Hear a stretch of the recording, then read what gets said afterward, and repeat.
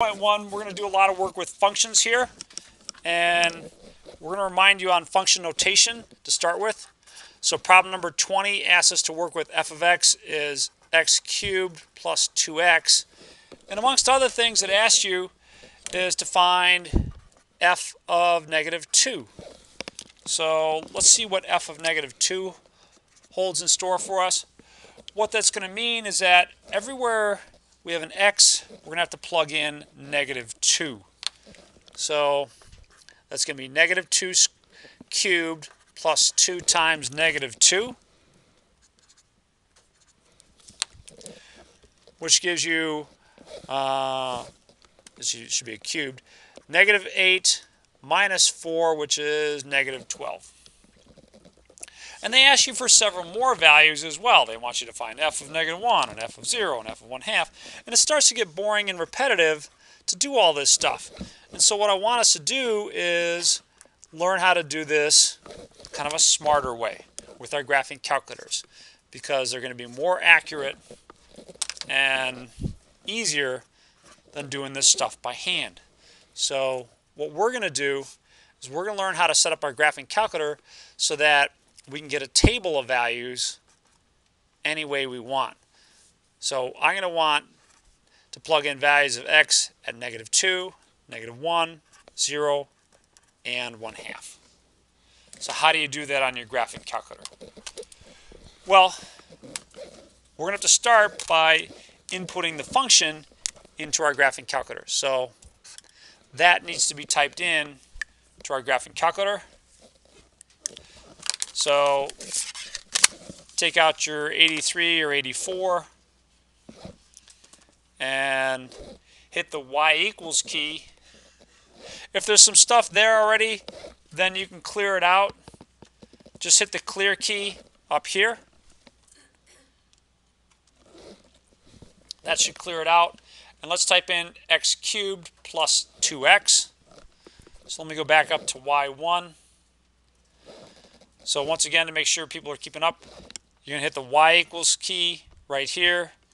And then if there's any stuff here, use the clear key to clear it out. To type in x cubed, first of all, the x key is right next to alpha. So type in the x. To get a cube, we want to raise something to the third power. So this little caret button above the division sign, raised to the third power. If you got an older calculator, you might actually see the caret as opposed to the exponent here. If you do have an exponent written like this, press the right arrow key to exit the exponent, and then type in plus 2 and then another x. So there's our function. But we're also going to need to make one change to our calculator to allow us to do the tables the way we want to. So go to the second button, then the table, or excuse me, second and then window, which gives you your table setup. So second, window. It should take you to a menu like this. And what I want is for you to go down to the line that says independent. And if it's not already done, cursor over to ask and press enter. So that way your table setup should look like mine. The actual numbers that you have for table start and delta table don't matter.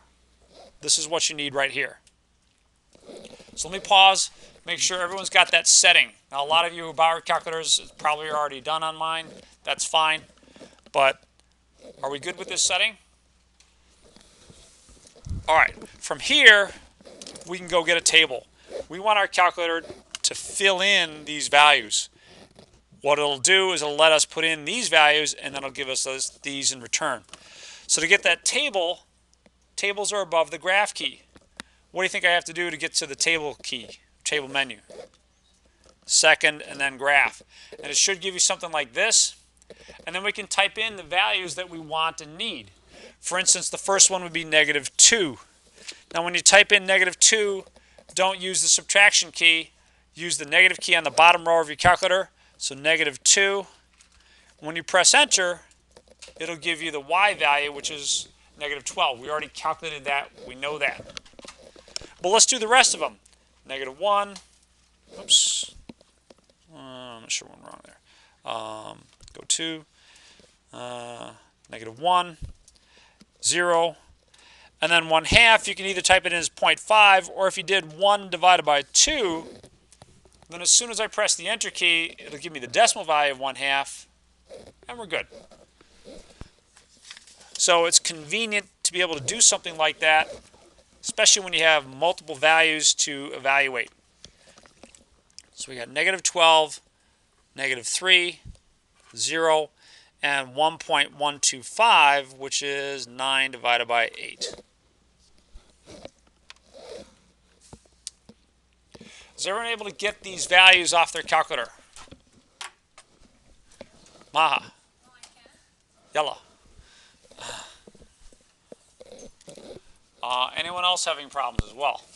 Well, you need to type in the function, which is your x raised to the third power plus 2x. Let me just check your setting here. Okay, good.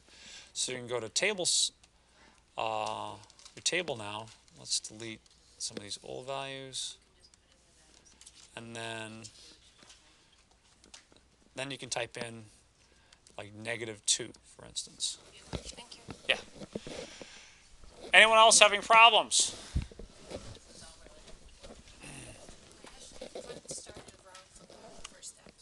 Okay. Oh, well, your function is wrong. You've got x to the 5th power, essentially. So when you type this in, it's x raised to the 3rd power, and then you move over plus 2x. And now you can do your table. All right?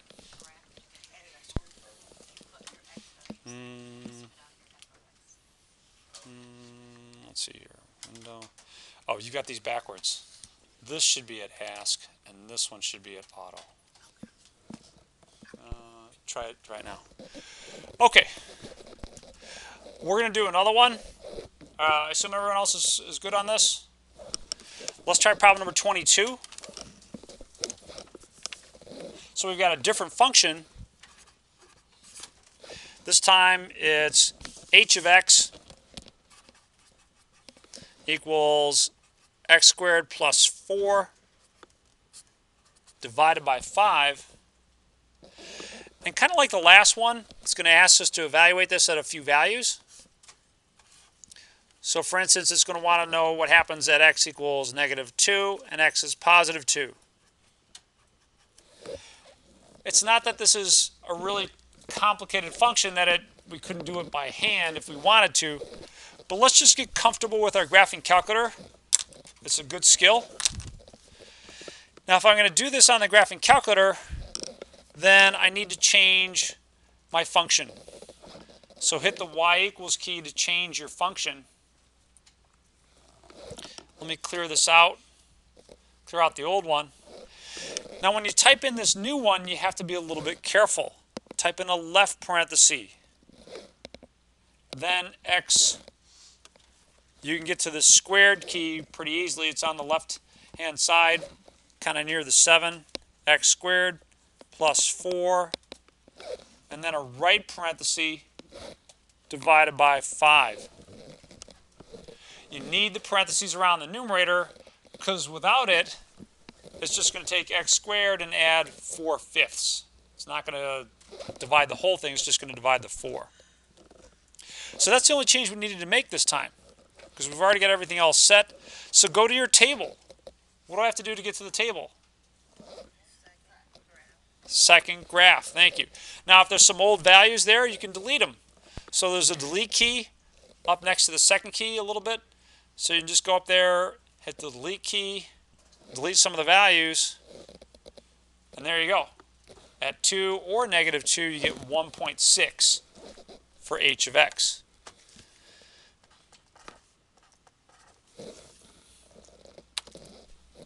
All right, so you're okay with the table stuff here?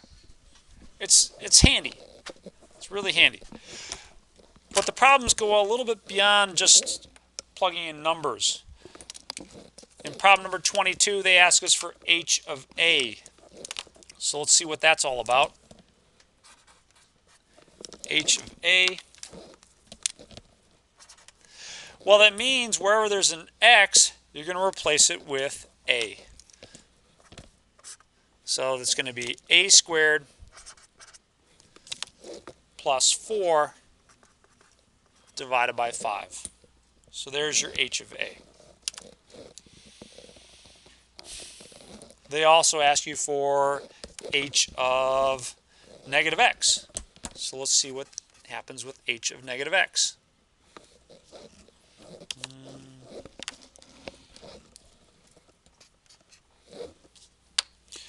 So in this one, you're going to take and replace x by negative x.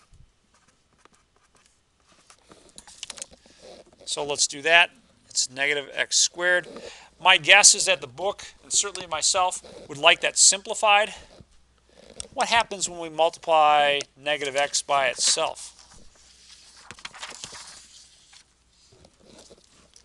If you add negative x times negative x, negative times a negative is positive. So you should get positive x squared there. So x squared plus 4 over 5. Basically, it's giving you the same thing. And you can mark this down for later because it's an even function. It's something we don't have to worry about just yet, but we'll get there. What else do we got? H of a minus 2. So h of a minus 2. So let's see what's going on there. Yeah, you have to use parentheses on this one.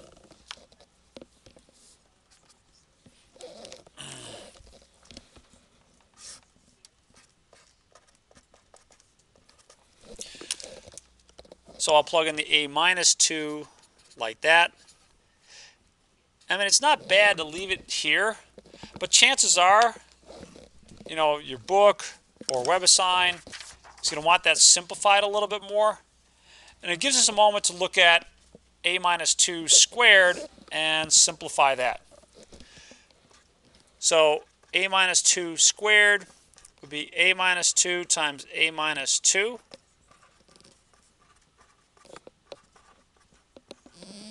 Which gives you a squared minus 2a minus 2a again. Notice I get that twice. That's going to be a shortcut for us a little bit later. A squared minus 4a plus 4 plus 4 again, divided by 5. Overall, a squared minus 4a plus 8 divided by 5. And, you know, I'm not sure which one I'm going to ask for. I might be content with this one. But if I wanted something like this, I'd be very clear about it. I say simplify your answer. So, are we okay with these three right here, where we're putting in some symbols and other things other than just numbers? You can't do this on your graphic calculator. It's not going to simplify it. There's one last one like this, and it's h of x equals the square, or h of the square root of x. So let's see about that one. H of the square root of x.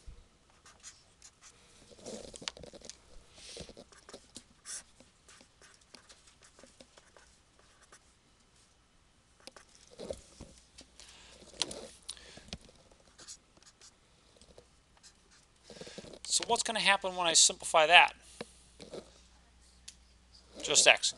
Squaring the square root of x leaves me with x plus 4 over 5.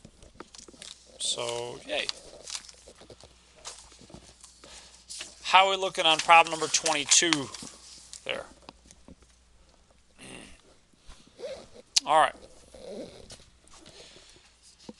Let's continue to get a little bit more comfortable with our graphing calculator. We're going to look at problem number 30.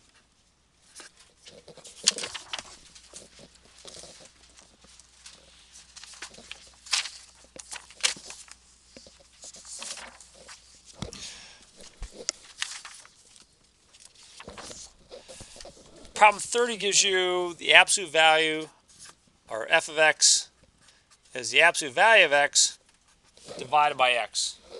Kind of an interesting function. Suppose you wanted to put that into your graphing calculator. The good question is like, well, where do I find the absolute value? Well, I'll help you out with that. First of all, let's go back to the y equals key and clear out this old stuff here. To get the absolute value, we're going to go to the math button first. So math, and nothing looks promising there, but if you hit the right arrow key, then you should get something that looks a little more promising. The first option down on this menu is abs. And they're not talking about my six-pack, which turned into a keg a long time ago, but they're talking about the absolute value. So let's plug in abs. Now, if you got an older graphing calculator, it might still say ABS. If you got the newer ones, it's going to say something like, it's going to give you what looks like the absolute value. Either way, you're fine.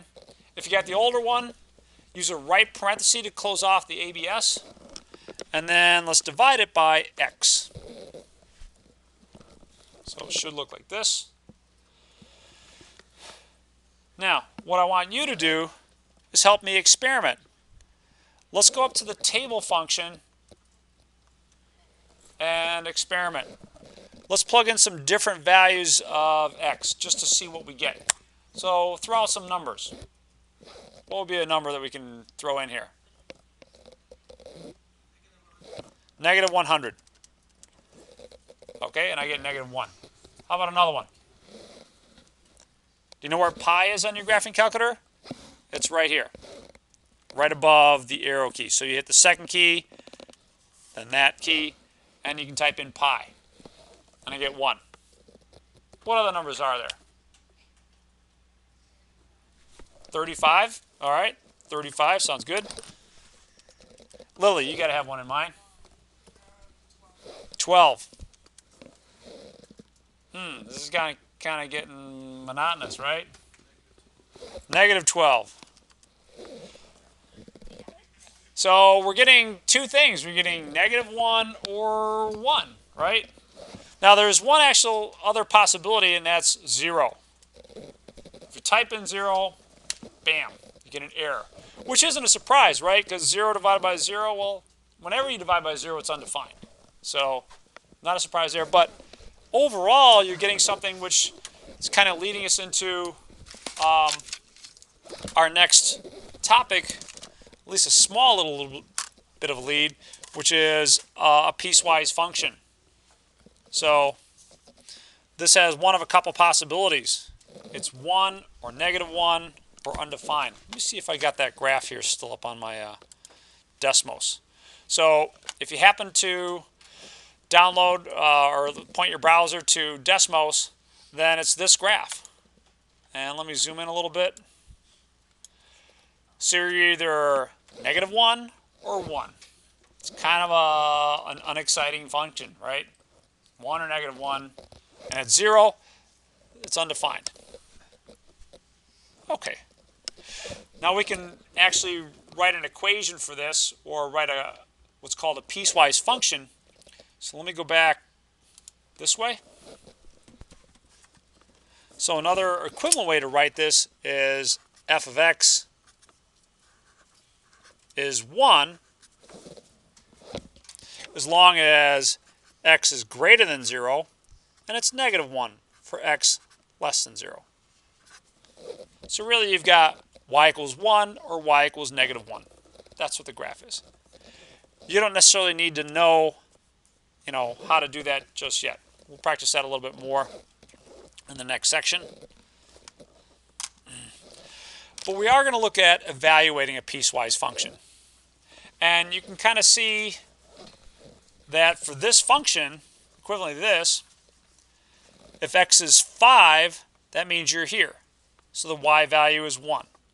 If x is negative 5 or negative 6 or negative 7, then you're in this part of the function, so the y value is negative 1. Let's repeat that for a problem like number 32. So for 32, f of x looks like this. 5 if x is less than or equal to 2, and 2x minus 3 if x is greater than 2.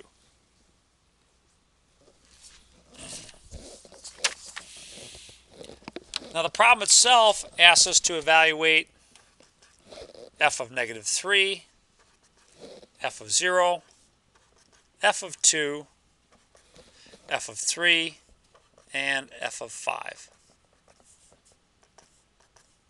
So that's what you're asked for here.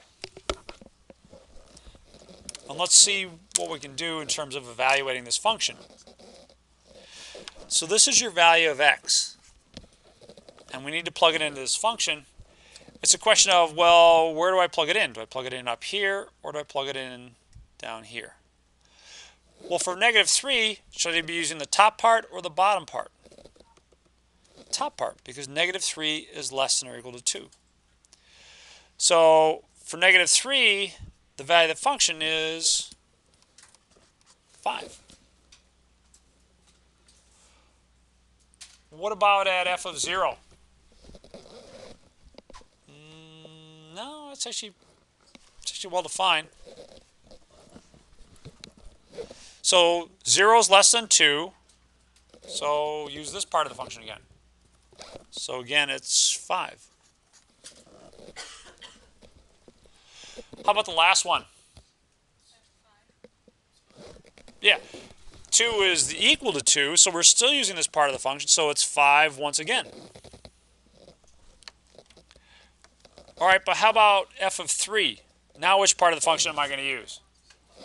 The bottom one, right? So for 3, it's going to be 2 times 3 minus 3.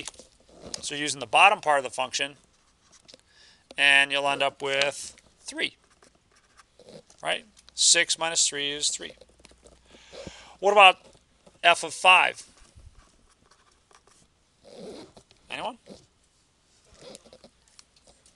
7. Yeah. So 2 times 5 minus 3, 10 minus 3 is 7. So it's just a matter of, well, are you using the top one or are you using the bottom one?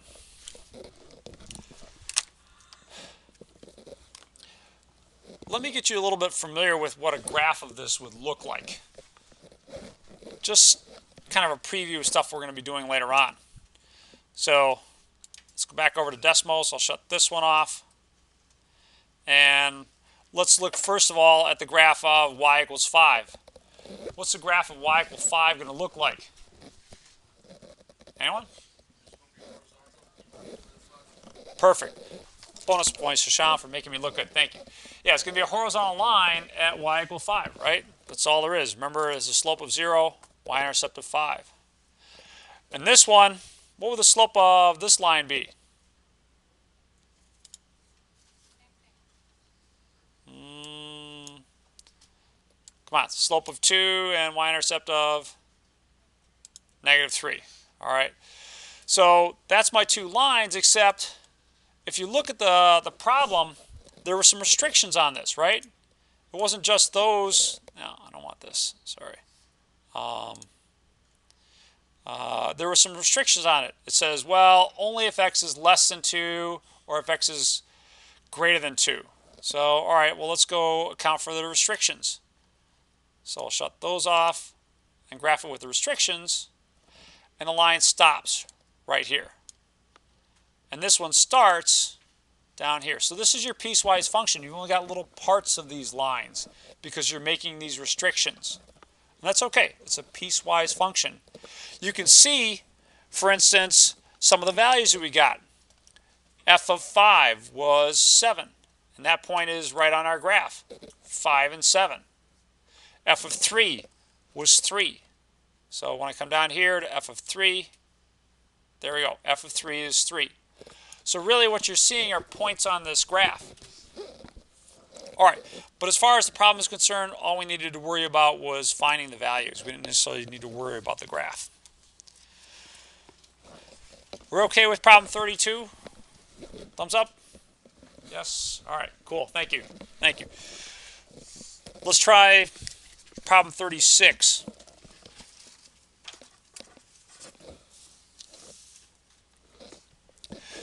So in problem 36, we've got f of x is 3x minus 1. Wow, this one's dead. All right. Yeah, stand back. Almost off the. Yeah. All right. Thank you. F of x is 3x minus 1. Problem's going to ask you for two things. It's going to ask you for f of 2x and 2 times f of x. So f of 2x and 2 times f of x. Well, those things look similar, but they're going to be different. So let's understand the difference here and see what happens when we do these calculations. For this one, I'm going to replace x in this formula by this expression here, 2x. So 2 times x, and that simplifies to 6x minus 1. Am I going to get the same thing with the other one? Is that going to be 6x minus 1 when I calculate that out? Let's see. The difference in this one is that 2 is multiplying this whole expression. So it's going to be 2 times 3x minus 1. And when I distribute that, what do I get? Yes, 6x minus 2. So it makes a difference. You can't just necessarily factor out the 2 and do it any way you want. These are different functions, and they do different things. Let's try another one similar to that, problem number 38. Are we okay with 36 before I move on? All right, thank you. So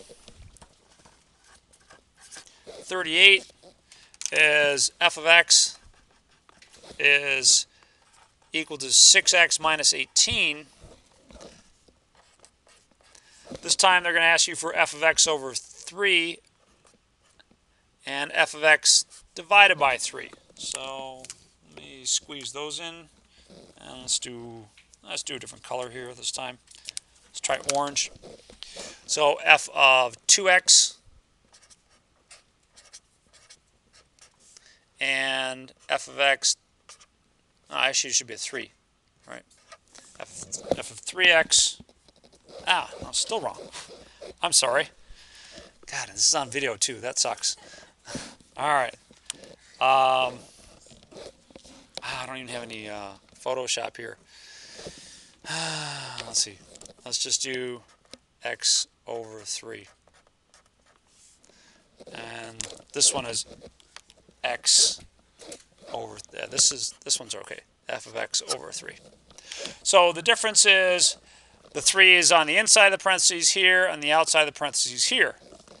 It feels like it's tempting to kind of distribute that and factor out the 3, that kind of stuff, but it makes a difference.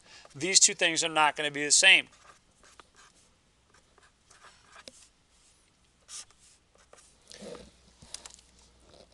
So for the first one, this is 6 times x over 3, and we get a little cancellation here, right? We get 2x minus 18.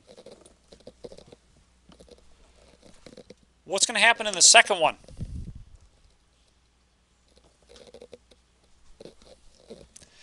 Well, here you're going to start with the whole f of x, 6x minus 18, divided by 3.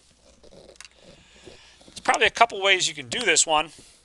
One of them is you can take 6x over 3 minus 18 over 3, and that simplifies to 2x minus 6.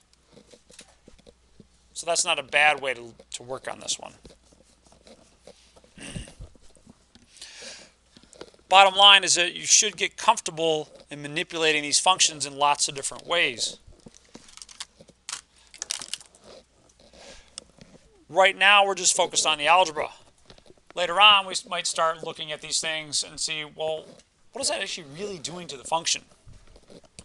Before I show you that, and it's not really part of the problem, are you okay with our calculations here? These two? Yes?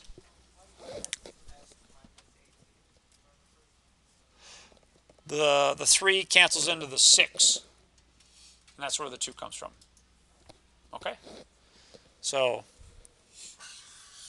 these and these.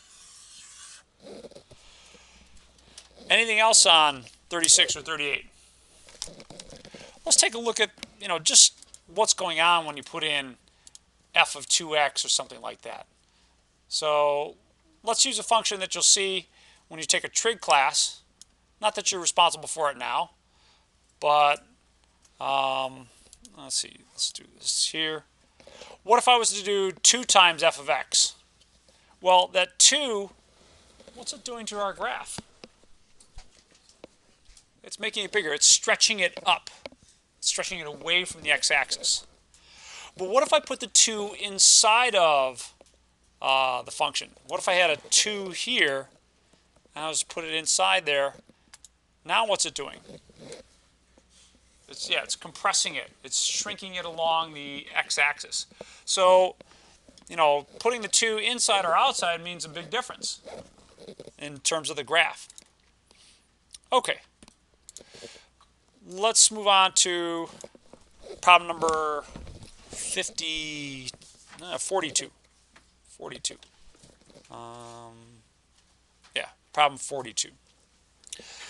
You should be familiar with the graph of y equals x squared.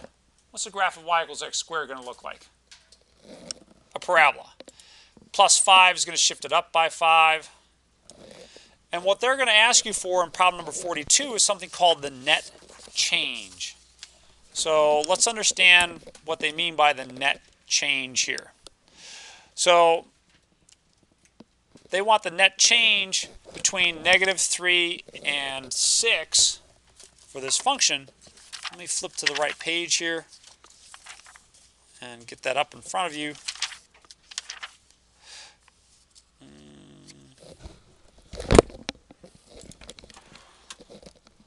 So they want the net change in this function. And why isn't this in focus? All right, I think that's as good as I'm going to get. There we go.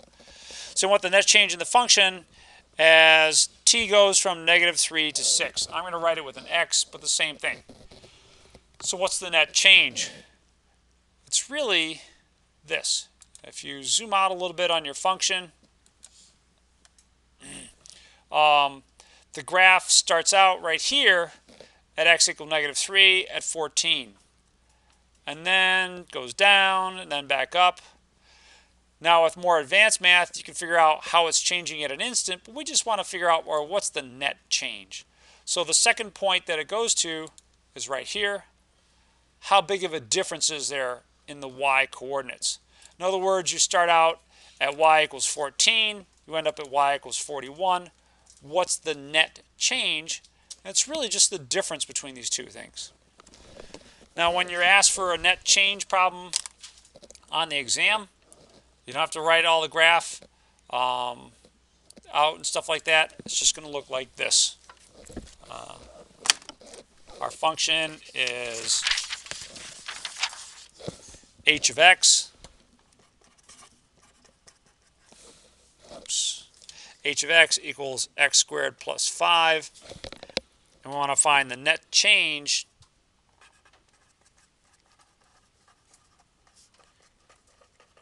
from -3 to 6. So we need the y coordinate at 6 and the y coordinate at 3.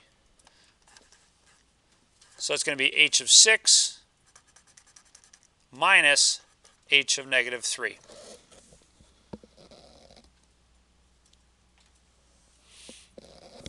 I don't think we need our graphing calculators to figure out h of 6. At least I hope not.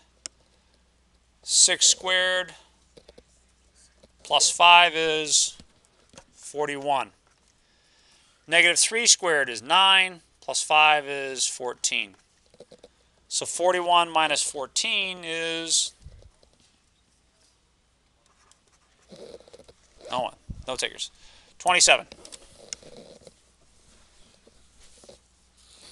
So that's the net change. Basically, it's what's the difference in the y coordinates? That's all it is. Now, my heads up to you is this. I'm hoping that this is a simple problem. But on the test, you need to know what net change means. You don't have to give me a graph or a definition. You just have to know how to calculate it. It's just finding the difference in the y values. Yes, Andrew? Would we divide it by how many? That's great. That's actually the next part of this. Kind of, it's called the difference quotient. If you divided it by, in this case, you've traveled a distance of 9 to go from here to here, then what you're finding is the average change. On average, how fast is this function changing? And the average change, dividing that by 9, would be 3. So on average, you're moving up 3 spaces, every space to the right that you move. So it's a great question. We're going to kind of do something similar to that in a more generic way as we work with the difference quotient, which is coming up next. So, are we okay with the net change, or do you want another one with net change to practice? It doesn't matter to me. All right, no takers on the bonus problem with net change. Okay, let's work with the difference quotient. So the difference quotient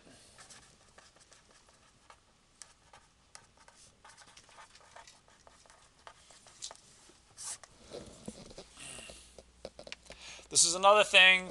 Now I may put the definition on there, I may not, it kind of depends. But the difference quotient looks like this. It's going to be f of a plus h minus f of a divided by h. And Andrew, this is exactly what you were saying, except it's in general terms, not specific terms to like the last problem. What we're going to do is we're going to calculate this in 4 steps. So the first step is pretty easy, is to find f of a. The second step is to find f of a plus h. So a plus h. The third step is going to be to find f of a plus h minus f of a.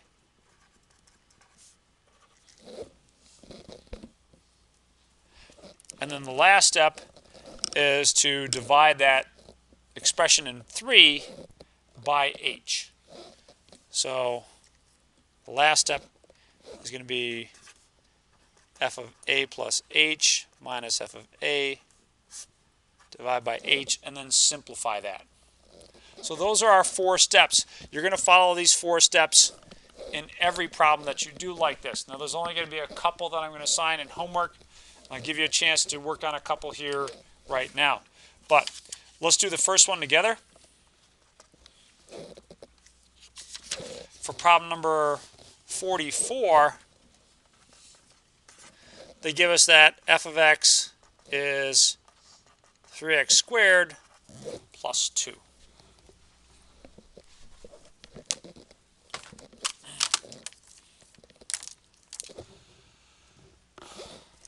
Okay. Michael Y., start us out here. What's f of a going to look like, please?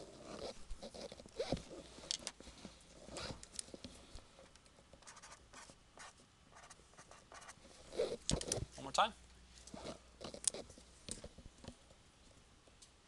Yeah, just put an a in there, right?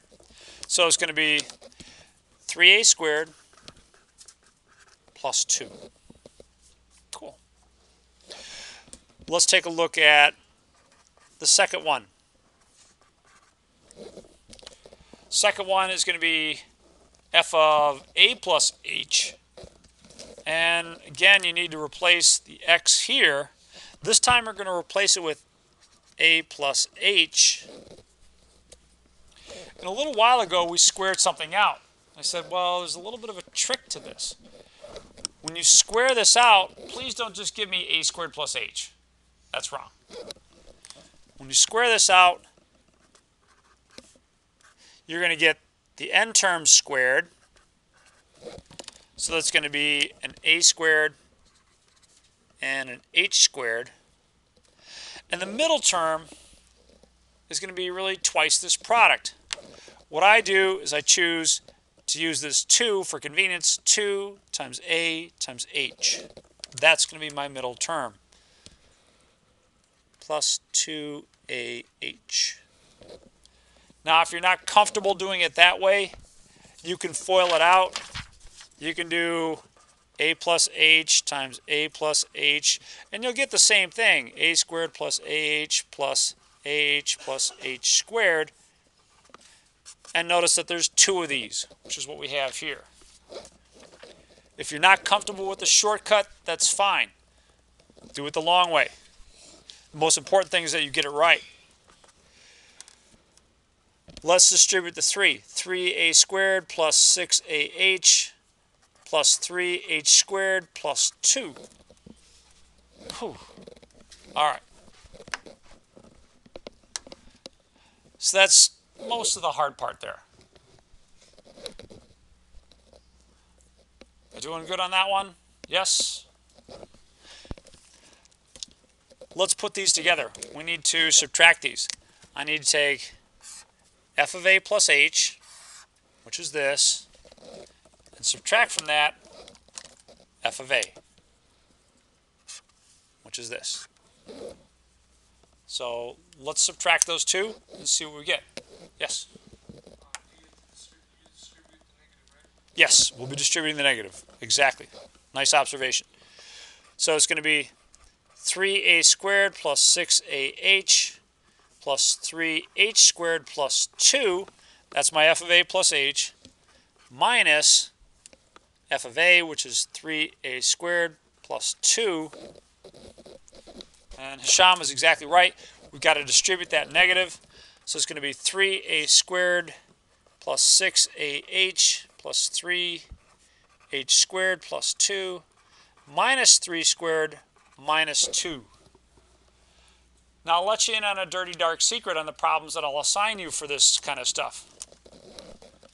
This term here, that f of a, should completely cancel itself out.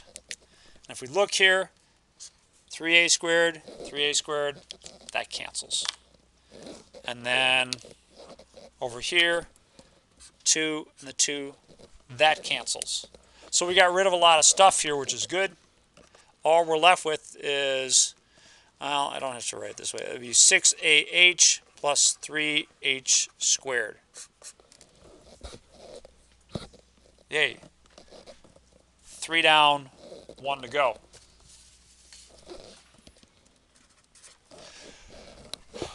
Okay. Sounds like Volbox going off again. All right. We've already calculated this numerator part, right? That's this right here. So we don't have to really do much calculation for this.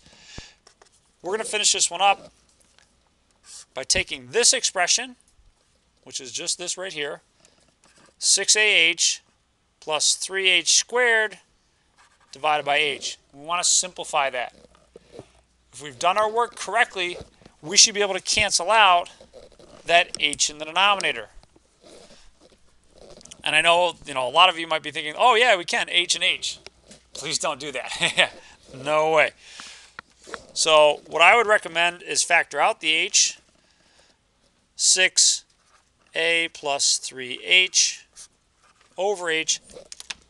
Now that we got it factored out, now we'll cancel it. And you're just left with 6a plus 3h. How's that one looking? All right, looking good? All right, well done, thank you. All right. Anything on this that you want me to review or go over? Dwayne?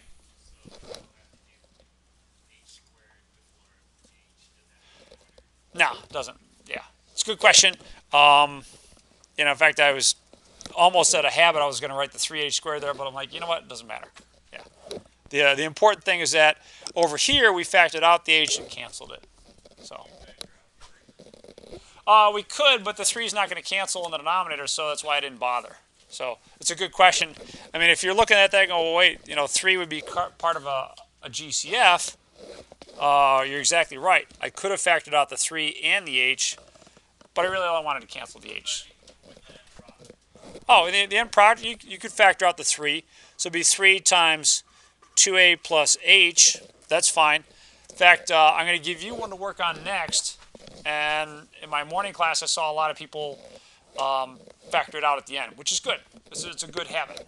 But it's not necessary to get the problem correct. Let me give you one to try. And it's going to look like this. Find the difference quotient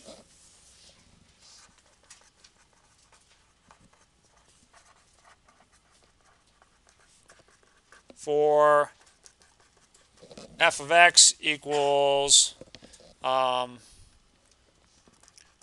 squared minus 5.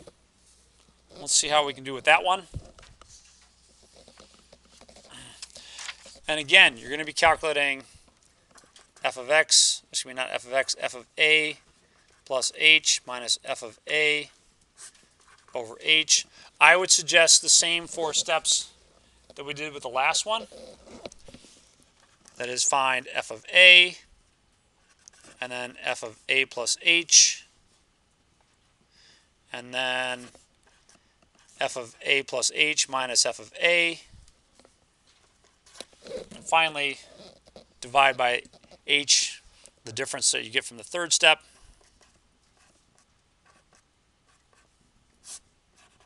And simplify. So f of a plus h,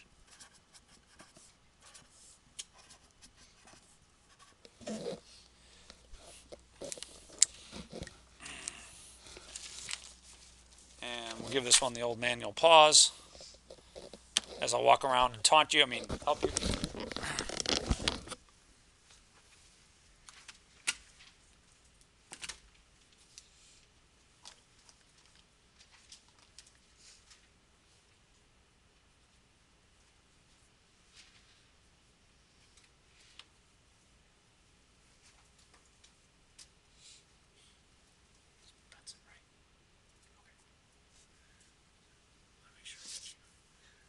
Here, because otherwise you get crazy.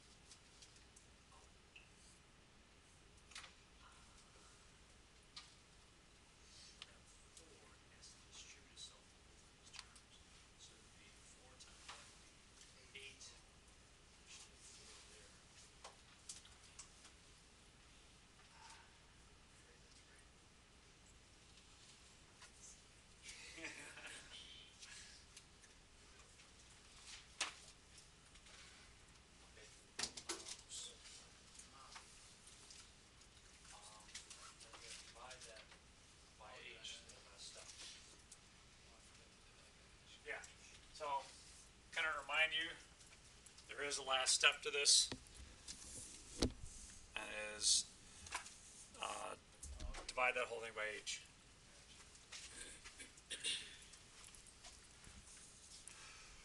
Okay. Doing all right on this one? All right. Sorry I didn't get to everybody.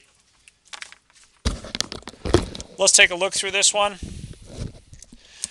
F of a is just going to be 4a squared minus 5, 4 times a plus h squared minus 5. Now, if you can get good at squaring this out in your head, that's great. 4 times a squared plus 2ah plus h squared. And when we distribute the 4, only distributes itself to these terms. Don't multiply that 5. 4a squared plus 8ah plus 4h squared minus 5. Now I want to find the difference between this term here and this one here. So let's subtract those two. When I subtract those two, these terms should cancel out. If they don't, maybe you made a mistake with the signs. So 4a squared plus 8ah plus 4h squared minus 5 minus 4a squared minus 5. And if you're careful with the signs, that negative distributes itself. So 4a squared plus 8ah plus 4h squared minus 5 minus 4a squared plus 5. Get the oxygen bottle out. But at least we get some nice cancellation here, right? 4a squared disappears. The 5 disappears. We got a minus 5 and a plus 5. They cancel. So you're left with 8ah plus 4h squared. That's exactly what this numerator is right here. 8ah plus 4h squared. And if you factor out just the h, I mean, you could factor out a 4 as well if you really were motivated. You can do the cancellation and end up with 8a plus 4h. Whew! Well done. Well done. How many people got the right answer on that one? Yay. Good job. Good job. Any questions on this one? All right. Let's keep going. Now I got a question in my morning class. I didn't get one similar to it here, but it's kind of a review of domain and range a little bit. So problem 58, f of x is x to the 4th over x squared plus x minus 6. And Courtney, I'm going to get around to answering your question from earlier on this one. The problem that you can run into on this is dividing by 0. We can't divide by 0. So that's a problem. Well, where could we get a 0 in the denominator? What values of x? To help us do that, let's factor. I know I need an x and an x. Since this is negative, these have to have opposite signs. What numbers do I need to put in there? 3 and 2. Good. 3 and 2. And the larger one has to be this sign, positive. So plus 3 and minus 2. Now that it's factored, it's pretty easy to see where the denominator could be 0, right? Where is it at? Good. Negative 3 and positive 2. So as far as our domain is concerned, our domain is everything but those. X is not equal to negative 3. X is not equal to 2. Now that may not be exactly what you're seeing in the book. The book's going to do it a little bit more fancy. They're going to wrap it in this fancy notation. The set of x such that x is not equal to negative 3 and x is not equal to 2. For me, the essence of it is captured right here with this. That's the part that I really want you to know.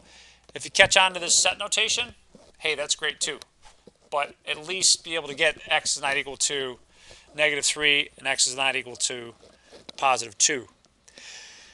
Another way that you can express this is with interval notation.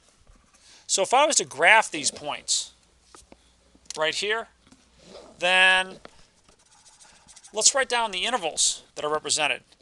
So this interval is -∞ to -3, and then -3 to 2, and 2 to infinity. So I've written it down with intervals, and the domain is really all of these intervals.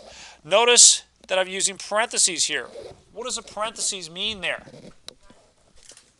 You're not including the -3, you're not including the 2 by using the parentheses. So it's everything but those. So it's a different way to get at the same thing. And as you write it as your domain, it'd be -∞ to -3 union -3 to 2 union 2 to infinity. So, any one of 3 ways would be okay with me. You can write it like this: A, B, or C. So they're all equivalent in my mind. So Courtney, does that help out from earlier? All right, good deal. Now, having a 0 in the denominator is one thing that could go wrong with a function. We don't want that to happen. What's another thing that we could have go wrong? What else do we want to avoid for our functions?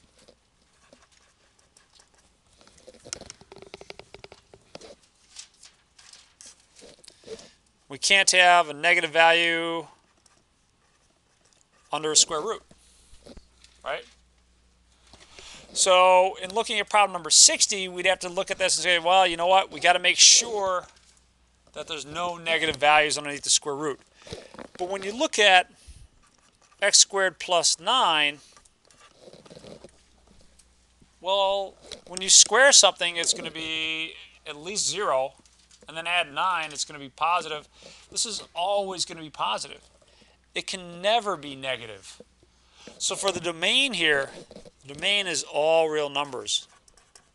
Domain is all real numbers, which you could write as -∞ to infinity, or if you got one like this, I might give you a bonus point if you write script r, which means all real numbers. So, but that expression underneath the radical can never be negative, so we don't have any worries about putting values of x into this. It's always positive.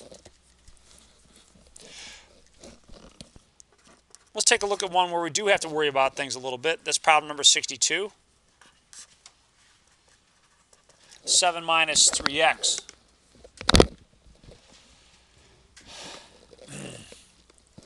So 7 minus 3x, we want to make sure that this is always at least 0. So I'll do 7 minus 3x is greater than or equal to 0. Now there's a couple ways to solve this one. I'm going to find it convenient to move the 3x to the other side, because that's going to make this coefficient positive. Then I don't have to worry about, oh, well, I'm dividing both sides by a negative. I have to reverse the direction inequality. That'd be a pain. Here, everything's positive because I switched sides, so it switched signs. If I divide both sides by 3, I get 7/3 is greater than or equal to x. Let's graph that first. Here's 7/3. Which way am I going to draw the arrow on this graph? To the left or to the right? How is x comparing to 7/3? Is x bigger or x smaller than 7/3? Smaller. And smaller numbers are which way? To the left. So, there we go. The interval notation for this then would be -∞ to 7/3 bracket, because you're including 7/3. So that's your domain. If you're to write it the fancy way the book did, you could also write it as the set of x such that x is less than or equal to 7/3. So that's, again, a different way to write it. But let's look at it graphically, and my guess is that my session, no, it's still there. Good deal. I figured it would time out. Let me close out these. So here it is graphically, and you can see the same thing, that this graph exists for values of x less than or equal to 7/3. So that's your domain. Typically speaking, though, we don't do something for x and not do something for y. So the domain is the values of x that you see for your graph, and the range is the values of y that you see for your graph. So what values of y do we have here? The y values get down to 0 and go up to what? What would you guess? Yeah, infinity. So the range here would be 0 to infinity. Would be the range on that one. All right, well done. Well done. Let me give you some homework. So for homework, try 17 through 43 and 49 through 69. That's on page 156 and 157. And as always, just do the odds.